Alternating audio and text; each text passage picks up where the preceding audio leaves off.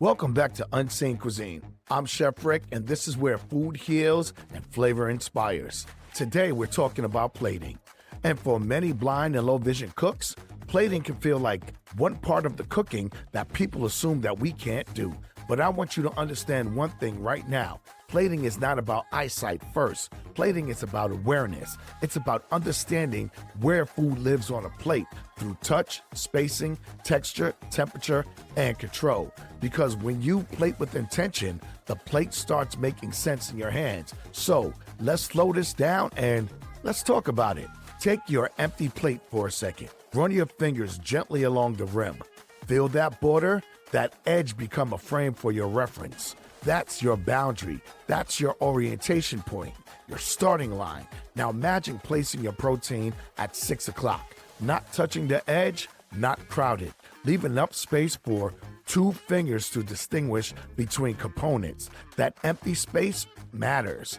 A crowded plate feels confusing, and an organized plate feels calm. Now, maybe your vegetables will sit around 2 o'clock on a plate. When you place them down, notice the difference in texture immediately. Maybe the protein feels firm and warm, and maybe the vegetables feel lighter, softer, and more delicate. That contrast helps your hands understand the plate instantly. Now, let's talk about the sauce. A lot of people pour sauce everywhere and call it plating, but control matters. Try spooning sauce beneath the protein instead of flooding the plate. As the spoon glides across the surface, feel the sauce spread thinly beneath instead of running wildly towards the rim.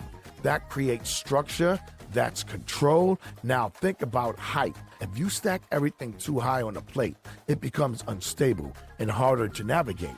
But a gentle lift, a small mound of vegetables, a protein resting over a puree, that creates a shape your hands can recognize. And listen to this carefully. Texture placement changes the whole eating experience.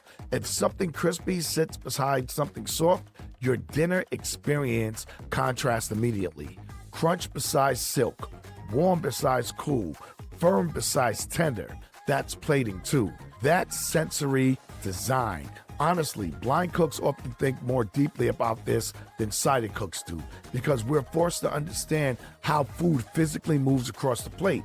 We think about where the fork lands, how the hand navigates, where the sauce stops, and how each bite transitions to the next.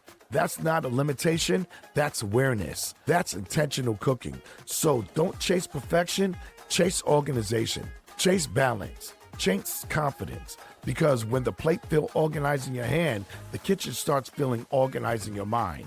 Now, if you really want to master this level of control, I'll break all of this down inside the book and ebook on how to recognize these changes, trust your senses, and build real confidence in the kitchen. Start working through it step by step, because once everything clicks, the kitchen changes. Here at Unseen Cuisine, this is where food heals and flavor inspires. And there's always a seat at the table for you.